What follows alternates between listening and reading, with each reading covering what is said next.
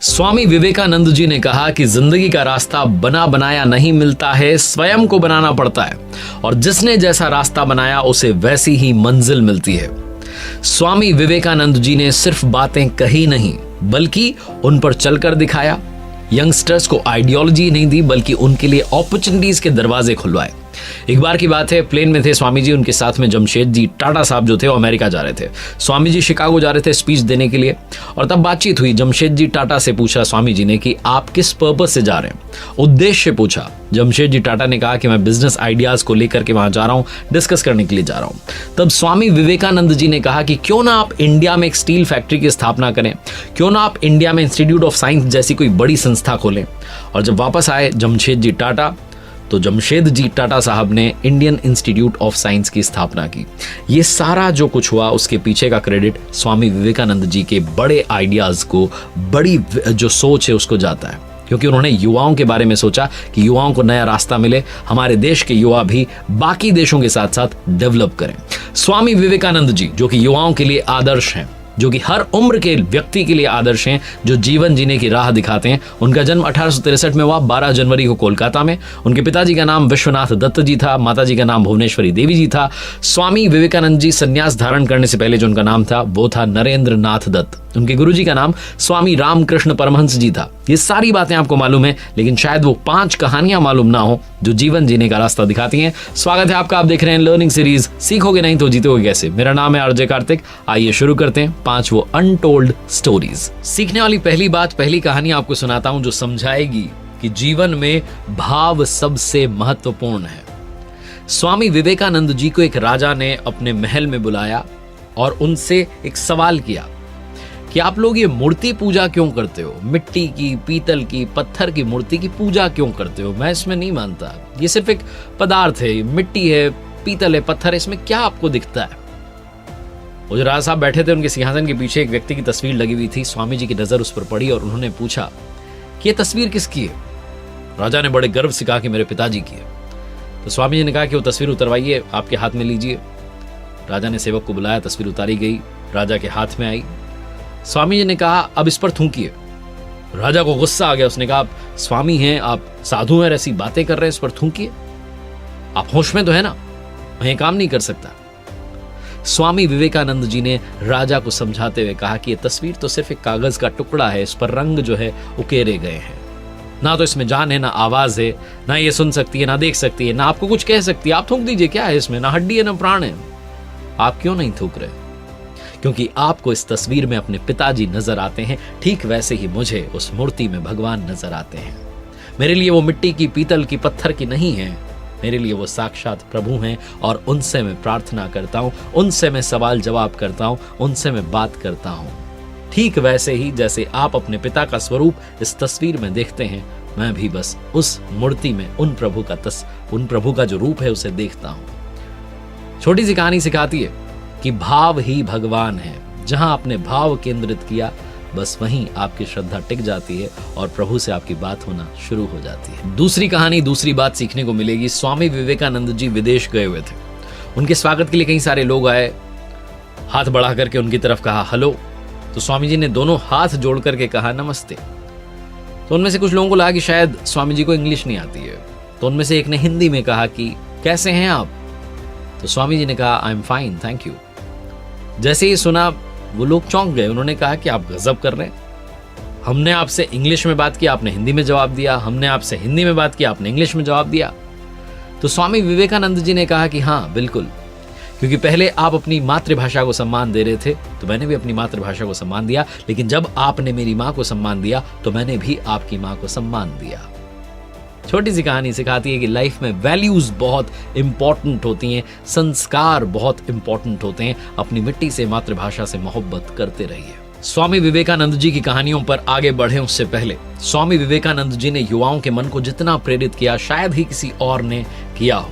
उनके जो अनमोल विचार हैं उनसे हमें बहुत कुछ सीखने को मिलता है। स्वामी विवेकानंद जी के विचार ऐसे हैं जो निराशा में आशा की लौ जगाते हैं, और आप ऐसे ही स्वामी विवेकानंद जी के विचार को सुन सकते हैं कुकू FM ऐप पर। डाउनलोड करें कुकू FM ऐप, जिसका लिंक आपको डिस्क्रिप्शन में मिल जाएगा। और कमाल की बात यह है कि पहली बार आपको मौका दे रहा हूं एक्सक्लूसिव 50% डिस्काउंट पाने का on Kuku FM's first month subscription, यानी कि 99 रुपीज की जगह आपको ये सब्सक्रिप्शन मिलेगा मात्र 49 रुपीज में। सिर्फ आपको मेरा कूपन कोड याद रखना है, अप्लाई करना है, जो कि है RJK50। करो नए साल की शुरुआत अमेजिंग नॉलेज के साथ में। डाउनलोड कीजिएगा कुकू FM, जिसका लिंक आपको डिस्क्रिप्शन में मिल जाएगा, और कमेंट बॉक्स में मुझे बताइएगा कि स्वामी विवेकानंद जी के विचारों में से कौन सा चैप्टर जो है आपको बड़ा अच्छा लगा, आपको उसने बड़ा इंस्पायर किया। तीसरी कहानी बड़ी मजेदार है। स्वामी विवेकानंद जी और जर्मनी में संस्कृत भाषा के विद्वान professor Paul Dyson Sanskrit literature पर चर्चा कर रहे थे, साहित्य पर। किसी रीजन से पॉल डायसन को बाहर जाना पड़ा घर से, तो वहां लिविंग रूम में जहां बैठे हुए थे वहां पर बड़ी सारी बुक्स रखी हुई थी। स्वामी जी ने एक बुक उठाई, कविताओं का संकलन था, पोइट्रीज का कलेक्शन था, उसे पढ़ने में बिजी हो गए। 200 पेजेस की वो बुक थी। स्वामी जी उसे पढ़ते रहे। पॉल डायसन कब आकर के बैठ गए उन्हें मालूम नहीं चला। प्रोफेसर डायसन को लगा कि स्वामी विवेकानंद जी मुझे इग्नोर कर रहे हैं, उन्हें अच्छा नहीं लगा। लेकिन ठीक है, वो इंतजार करते रहे। स्वामी जी ने बुक पूरी फिनिश की, उसके बाद में रखी, तो देखा कि सामने प्रोफेसर डायसन बैठे हुए हैं। तो स्वामी जी ने माफी मांगते हुए कहा कि माफ कीजिएगा, मुझे मालूम नहीं चला आप कब आए। तो प्रोफेसर डायसन को इस बात पर विश्वास नहीं होने लगा कि मेरा मजाक उड़ा रहे हैं। स्वामी जी को इस बात की भनक लग गई, समझ गए वो। तो उन्होंने कहा कि अरे मैं आपको बुक्स में से, आप लीजिए इस बुक को, मैं इसमें से कविताएं आपको सुना देता हूँ, मैंने याद कर ली। तो प्रोफेसर और हंसने लगे, कहने लगे आप गजब कर रहे हैं, एक तो आपने इग्नोर कर दिया, फिर ऊपर से मजाक कर रहे हैं। 200 पेजेस की बुक है, 200 पन्नों की किताब 1 घंटे में कोई कैसे पढ़ सकता है? स्वामी विवेकानंद जी ने कहा कि बस यही तो खेल है, पावर ऑफ कंसंट्रेशन। आप समझिए, जीवन में एकाग्र चित्त होना बहुत जरूरी है। मैं सारा ध्यान किताब में ला करके पढ़ रहा था, इसलिए मुझे याद है।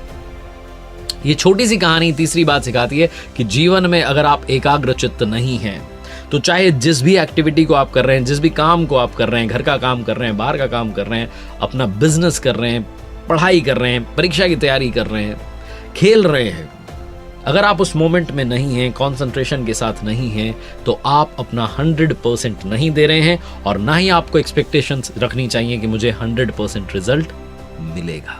चौथी कहानी सिखाती है कि जीवन में असली खुशी क्या है। अमेरिका में स्वामी जी रुके हुए थे, अपने दौरे पर थे। जिस घर में रुके हुए थे वहां वापस आए अपनी स्पीच खत्म करने के बाद, लोगों से मिलने के बाद में। और स्वामी विवेकानंद जी की आदत थी कि वो अपना भोजन खुद ही बनाते थे।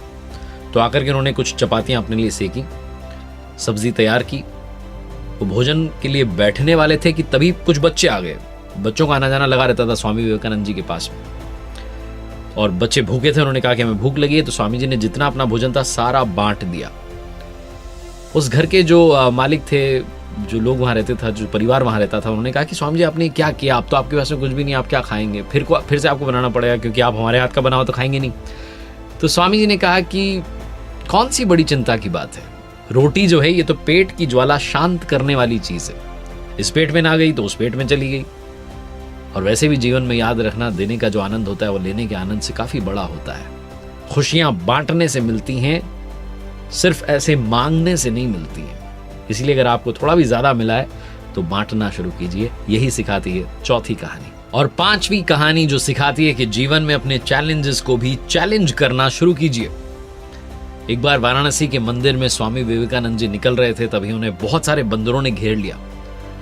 बनारस के मंदिर से जब वो निकले तो स्वामी जी के हाथ में प्रसाद था। बंदर उनके पीछे पीछे भागने लगे, करीब आने लगे, उन्हें डराने लगे। स्वामी विवेकानंद जी वहां से घबरा करके दौड़ने लगे, भागने लगे। ये सारा जो सीन था, दृश्य था, एक बुजुर्ग सन्यासी देख रहे थे, और उन्होंने वहीं से आवाज लगाई अपने मंदिर से ही, कहा कि अरे भागो मत, रुको, डरो मत, सामना करो, सामना। जहां स्वामी विवेकानंद जी ने बात सुनी, ऐसा लगा कि उन्हें मार्गदर्शन मिल गया है। वो पलटे बंदरों की तरफ और उनकी तरफ चलने लगे। अब की बार बंदर घबरा करके पीछे हटने लगे, पीछे की तरफ भागने लगे। स्वामी विवेकानंद जी को बड़ा आश्चर्य हुआ, और उन्होंने इस सीख को अपने जीवन का सबसे बड़ा सार बना लिया कि डरो मत, सामना करो।